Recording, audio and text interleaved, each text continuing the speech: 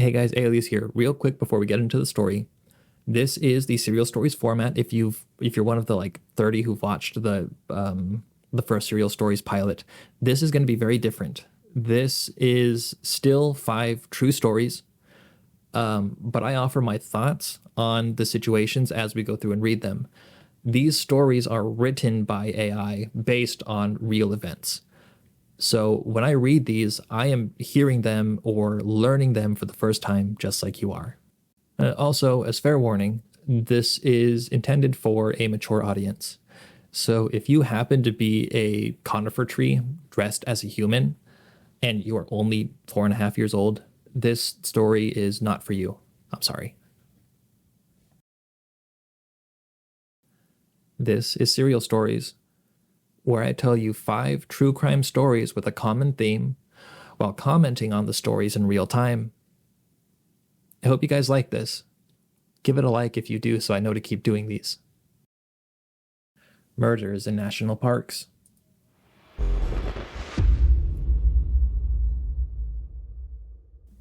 The death of Julie Williams and Lolly Winans, Shenandoah National Park, 1996. In the summer of 1996, 2 women ventured into Shenandoah National Park, seeking adventure and peace amidst its sprawling beauty. Julie Williams and Lolly Winans,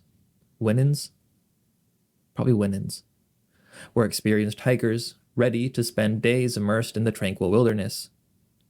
But when the pair failed to return home, the serenity of the park was shattered by a grim discovery. This is the story of the unsolved murders of Julie Williams and Lolly Winans. 2 lives stolen, a case cloaked in mystery, and a shadow cast over one of America's most cherished national parks. Julie Williams, 24, was vibrant, adventurous, and driven. Originally from Minnesota, she loved nature and was an experienced geologist with a passion for the outdoors. Lolly Winans, 26, from Michigan, shared Julie's adventurous spirit. A skilled outdoorswoman and a talented carpenter, Lolly had a deep connection with the natural world and worked with organizations that helped troubled youth through the wilderness programs. The 2 women had met through mutual friends, and their shared love of the outdoors quickly forged a bond. By 1996, they had become partners, navigating a world that was not always kind to LGBTQ+. Hell yeah. That takes a lot of it took a lot of courage back then to come out as anything except cis straight. I went to high school in the cusp of developing social acceptance for LGBTQ+. At that point, it was just LGB. That's all we had. LGB. The TQ+ wasn't part of our school programs and stuff like that. I'm 31 years old. My graduation year was 2011. So back then we were just coming to the point of socially accepting LGBTQ. I was one of the people who, of course I was in the LGBTQ, the LGB at that point, club. And I had a bunch of slurs written about me in bathroom stalls. And I was a person that went through that turmoil, and that was during the point of rotational acceptance. But back in 96, I can't imagine what they went through. But we'll get back to the story here. Together, they decided to embark on a multi-day hiking trip in Shenandoah National Park, a sprawling wilderness in Virginia known for its picturesque trails, cascading waterfalls, and abundant wildlife. That sounds beautiful. Setting out in late May, Julie and Lolly planned to traverse some of the park's quieter trails, relishing its peace and solitude. To them, it was the perfect escape, I agree. But the same isolation they sought would leave them vulnerable to a lurking danger. I no longer agree. On May 31st, park rangers were alerted when Julie and Lolly failed to return as scheduled. Concerned friends reported them missing, and a search began. Their car was found parked at Skyland Lodge, but there was no sign of the women. Rangers fanned out, scouring the trails and campsites. 2 days later, the search ended in tragedy. Deep in the forest, in an area just off the Appalachian Trail, The women's campsite was discovered. What seemed like a tranquil setup, a tent tucked beneath the towering trees, hid a gruesome scene. Julie and Lolly's bodies were found nearby, their throats slashed. They had been bound and gagged, their lives ended. Investigators were struck by the brutality of the crime and the absence of clear evidence. There were no signs of sexual assault, no robbery, and no immediate clues pointing to the killer. The peaceful setting of Shenandoah National Park had become the backdrop for an unspeakable act of violence. As word of the murder spread, fear rippled through the hiking community. Shenandoah, long considered a haven for nature lovers, now seemed a place of lurking danger. The FBI quickly became involved, categorizing the murders as a possible hate crime due to the women's relationship. That sucks. Over the following months, investigators followed countless leads. Suspicion briefly fell on a man named Daryl David Rice, who had been arrested for assaulting a female cyclist in Shenandoah in 1997. Rice, known for his violent tendencies, reportedly made hateful remarks about women and LGBTQ+ individuals. Prosecutors even charged him with the murders in 2002, but the case against him unraveled when DNA evidence at the scene did not match his. That's another thing. Our system really sucks at that. It's like we're so eager to blame someone that we will just skip due process just to point the finger. That's dumb. Other theories emerged. Some speculated that the killer was a drifter, someone passing through the park unnoticed. That's my thought.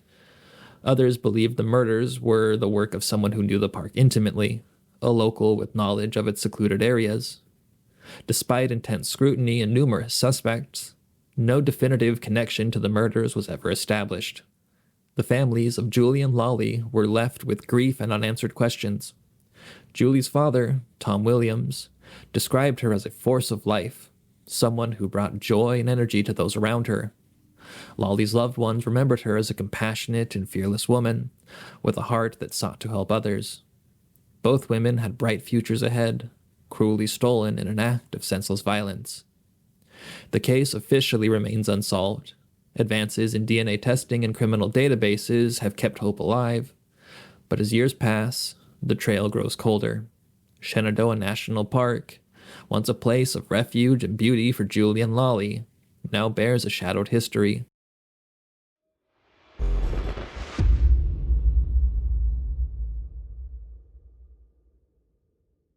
The murder of Denise Amber Lee, a cry lost in the wilderness. The Great Smoky Mountains are a place of stunning beauty and serene isolation, a destination for those seeking to escape the chaos of modern life. But in 2008, the peace of this wilderness was shattered when Denise Amber Lee, a young wife and mother, disappeared. What unfolded was a desperate race against time, marked by courage, heartbreak, and a haunting question.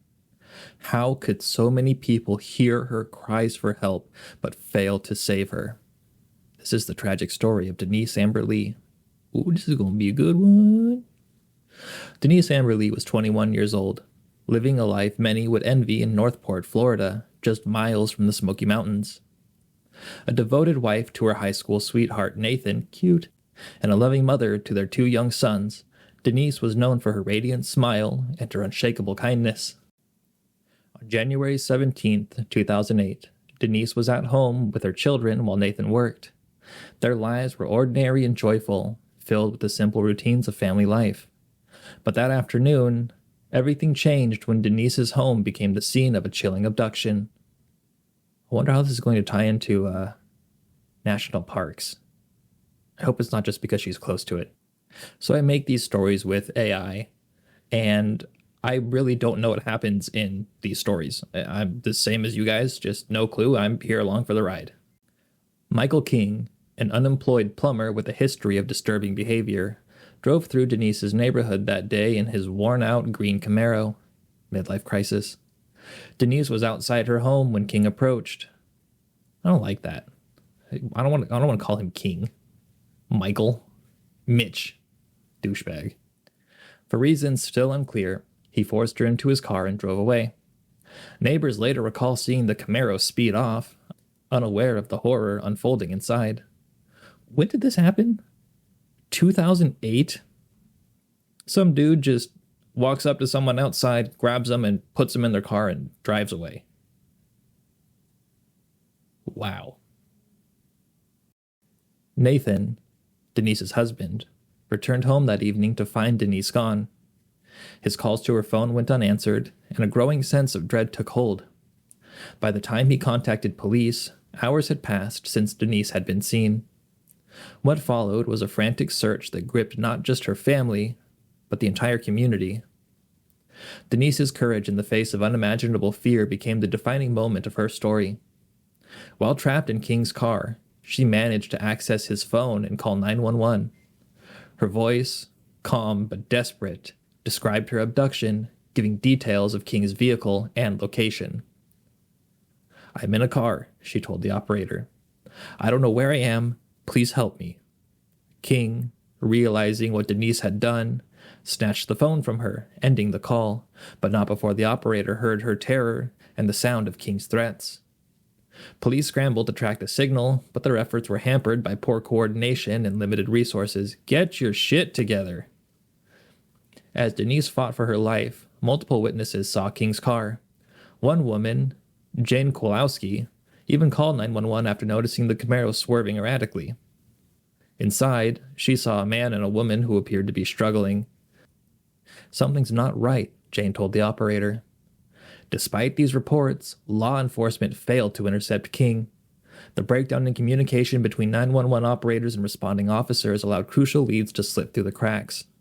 By the time King's car was finally located, it was too late.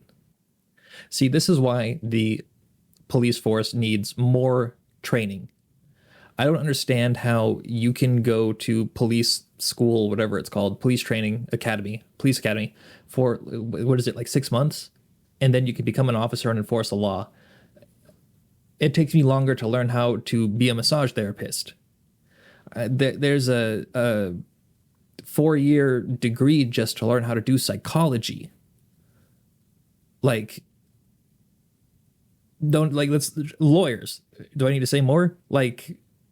But the police force can just have 6 months of mildly inspired people join the force and run it and be the protectors of public safety. This is not the place for the rant. Let's continue. So the officers failed to respond to the crucial leads. The next day, Denise's body was found in a shallow grave near King's home. She had been brutally assaulted and murdered, her life stolen in a senseless act of violence. The young mother who had fought so hard to survive was gone, leaving her family and community devastated. King was quickly apprehended and charged with Denise's abduction and murder. In his home and vehicle, police found chilling evidence, including duct tape, restraints, and Denise's hair. The crime shocked the nation, raising urgent questions about the system that failed to save her. In 2009, Michael King stood trial for Denise Amber Lee's murder. The evidence against him was overwhelming, and the jury took just over 2 hours to convict him. King was sentenced to death, showing no remorse for his actions. The trial highlighted not only King's brutality, but also the systemic failures that contributed to Denise's tragic end. Testimonies revealed how 911 calls had been mishandled, and how better coordination might have just saved her life. Denise's story became a rallying cry to improve emergency response systems. Her husband, Nathan, became an advocate for 911 reform, fighting to ensure that no other family would endure the heartbreak his had. His efforts led to the establishment of Denise Amber Lee Foundation, which continues to push for better training and communication among the emergency operators. He gets it. Of course he gets it. I hope he has made headway in his ventures.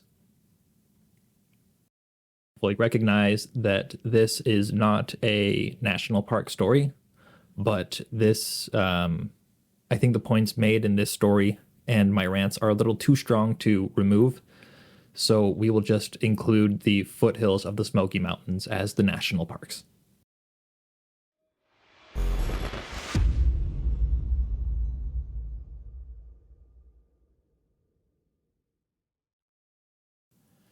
Zion National Park, with its towering red cliffs and serene emerald pools, is one of the most breathtaking places on Earth.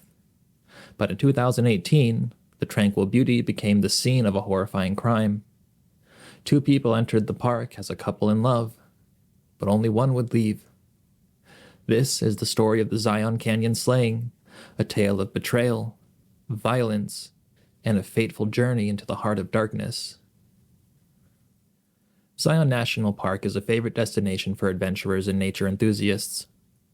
Its narrow slot canyons and winding trails offer a chance to escape the chaos of the modern world. What is a slot canyon? Slot canyon definition.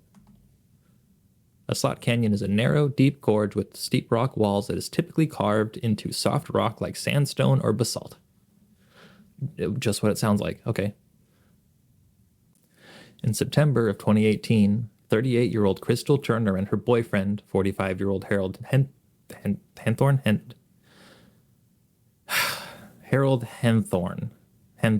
I'm going with Henthorn. Henthorn. It could be Henthorn or Henthorn. I'm going with Henthorn. Ventured into this natural wonder for what Crystal believed was a romantic getaway. Crystal, a spirited woman with a love for the outdoors, was excited about the trip. She and Harold had been dating for a few months, and she felt the relationship was progressing. Harold, an experienced outdoorsman, often planned excursions like this, and Crystal trusted his expertise.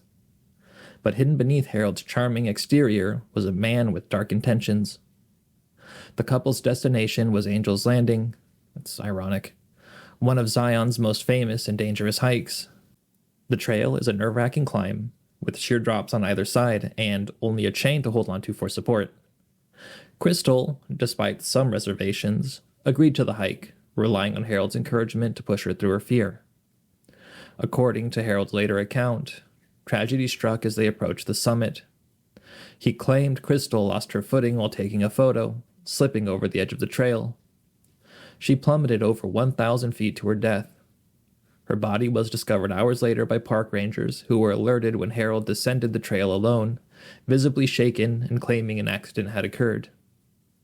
However, something about Harold's story didn't add up. Crystal's injuries didn't align perfectly with a simple fall. I think it's safe to assume that she probably hit something on the way down. I don't mean to be morbid, but I mean, I feel like that's kind of common sense, but also falling 1,000 feet. Well, she'd have to basically be mush, right? Like, I know it's gross, but like, what else happens? Investigators began to question whether what happened on Angel's Landing was truly an accident or something far more sinister. As authorities looked deeper into the case, Harold's version of events began to unravel. Witnesses reported that he seemed calm and detached when recounting the accident, raising suspicion. Now, he could obviously be in shock at this point. He could also be in, information-giving mode. This is also kind of an autistic response that people have to kind of, shut down and go into information mode, like a suppression of emotion to portray information in tense situations. His behavior struck many as odd for a man who had just lost his girlfriend in such a traumatic way. Then came a chilling discovery. Harold had a dark history.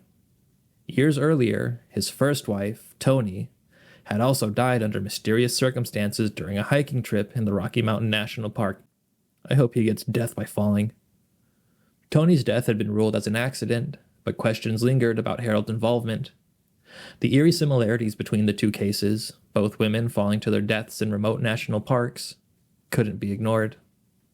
The investigation into Crystal's death took a dramatic turn when police uncovered financial motives. Harold had taken out a life insurance policy on Crystal just months before the trip, worth hundreds of thousands of dollars. The pattern was clear. Harold had planned her death to cash in, just as he had with his first wife. In 2019, Harold Henthorn was arrested and charged with Crystal's murder. Prosecutors built a case. Prosecutors built prosecutors built a case that painted him as a calculating killer who used national parks as his stage for staged accidents. They argued that Harold had lured Crystal to Zion under the guise of love and adventure, only to push her to her death when the opportunity arose. At trial, the jury heard the chilling details about Harold's past and his cold, manipulative nature. Witnesses described him as controlling, and evidence revealed that he had planned Crystal's murder meticulously, scouting locations and ensuring her death would appear accidental. Harold Hinthorn was convicted of first-degree murder and sentenced to life in prison without the possibility of parole. For Crystal's family, the verdict brought a measure of justice, but could never erase the pain of losing her so violently.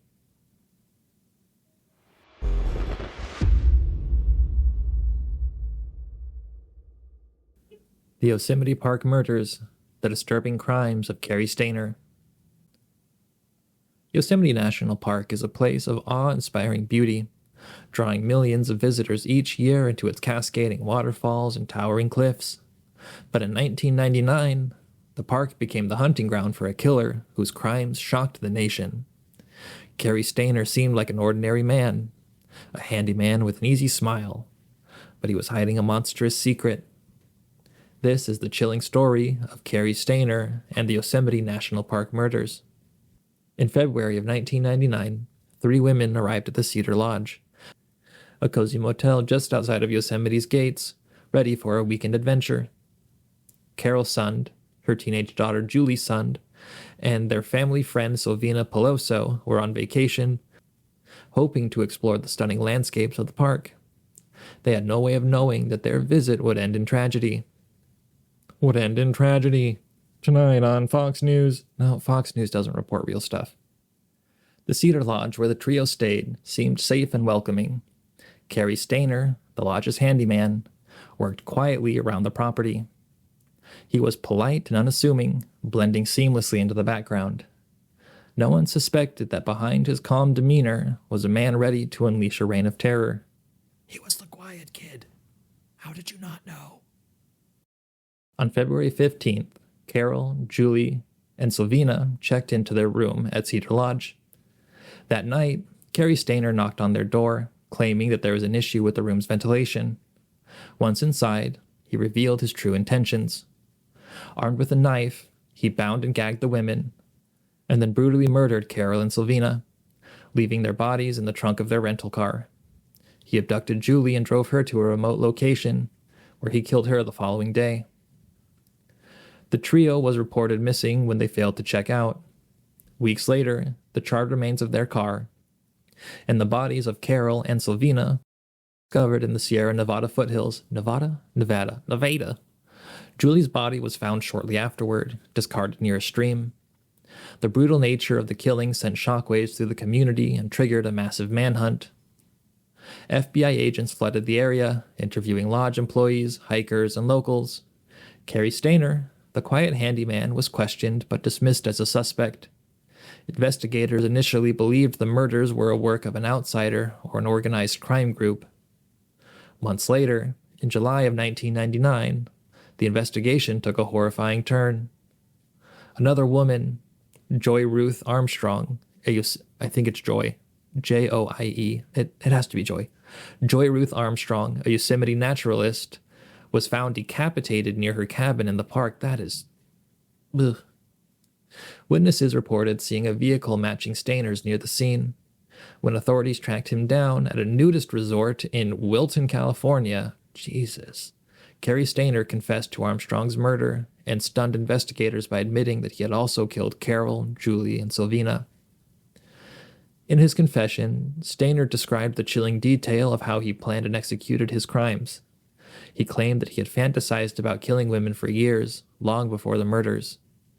His confession painted a picture of a deeply disturbed individual, driven by dark urges he could no longer suppress. Stayner's background revealed a life marred by tragedy and dysfunction.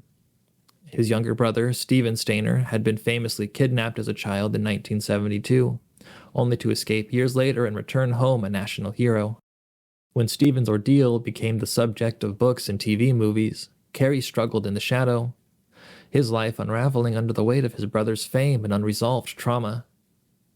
Stainer was charged with multiple counts of murder, kidnapping, and sexual assault. During his trial, prosecutors highlighted the calculated and sadistic nature of his crimes. Defense attorneys argued that Stainer's actions were a result of severe mental illness and a traumatic childhood, but the jury was unmoved. Okay, so let's say the jury believes that Stainer, committed these things because of a severe mental illness and a traumatic childhood. What does that do to his sentence? Does that make it more okay?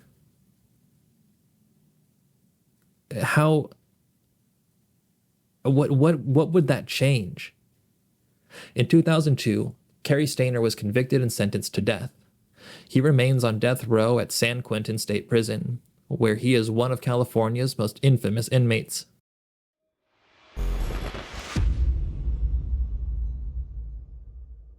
The death of David Coughlin, a pact turned tragic.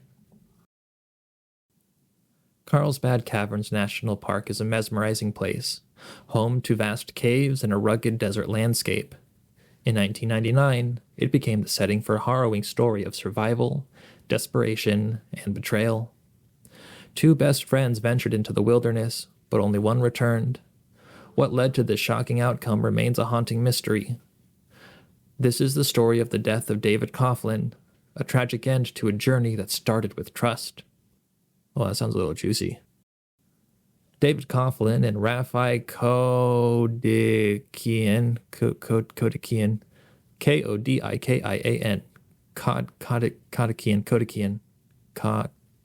Rafi, it has to be Rafi Kodikian, were best friends in their 20s. Both shared a love for adventure, often taking road trips together to explore the great outdoors. In the summer of 1999, the pair planned a cross-country trip, their ultimate destination being Carlsbad Caverns National Park in New Mexico. The park is famous for its stunning limestone caves, but its surface is a harsh desert landscape. Temperatures soar, water is scarce, and the terrain is unforgiving. I've always wanted to go in a really cool natural cave. I feel like that'd be a lot of fun. But not if I get murdered. If I get murdered, I don't want to go. Despite its beauty, the park's wilderness can turn deadly for those who are unprepared. On August 4th, David and Rafi left their car to hike in the desert. They planned a short trek and carried only minimal supplies. Confident in their abilities, they underestimated the challenges of the arid environment.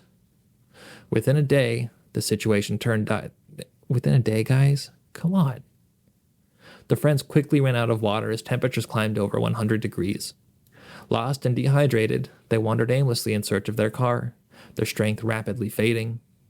By the third day, David could no longer walk. He lay on the ground, delirious and in pain. According to Rafi, David begged him to end his life. Exhausted and terrified, Rafi made a decision that would haunt him forever. Using a pocket knife, he stabbed David in the chest, ending his best friend's life. Now, I wonder if he might have had some kind of psychological reaction due to the heat and stress.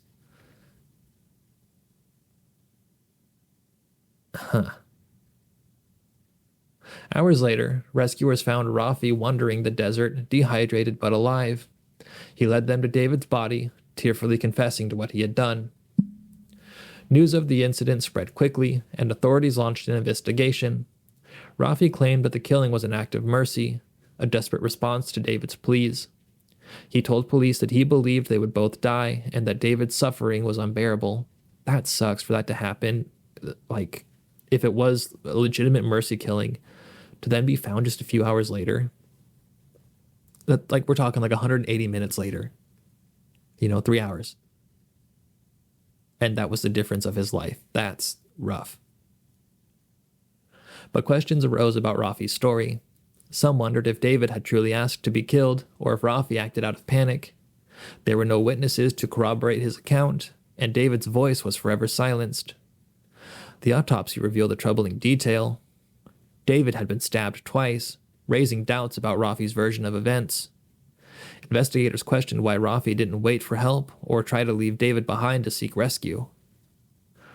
Rafi Katakian, is that what I agreed on? Was charged with second-degree murder. At trial, prosecutors argued that his actions were reckless and unnecessary. They pointed out that the rescue was imminent and that David's life could have been spared. The defense painted a different picture. A man pushed to the edge of sanity by extreme conditions, forced to make an impossible choice. Friends and family testified to Rafi and David's close bond, describing them more as brothers than friends. The case divided public opinion. Some saw Rafi as a cold-blooded killer who panicked under pressure. Others viewed him as a tragic figure, a man who acted out of misguided compassion in an unimaginable situation. In the end, Rafi pleaded guilty to voluntary manslaughter. The judge, citing the unique circumstances of the case, sentenced him to just 16 months in prison. Rafi served his time and was released in 2001. I think that's a very fitting outcome to that situation. Obviously, there's a lot more that I don't know about this case, and I'm sure that there was probably some kind of like psychoanalysis done on him. But that's wow, that's a weird one. I haven't felt sympathetic really towards any of the murderers, obviously, in these stories, but Rafi,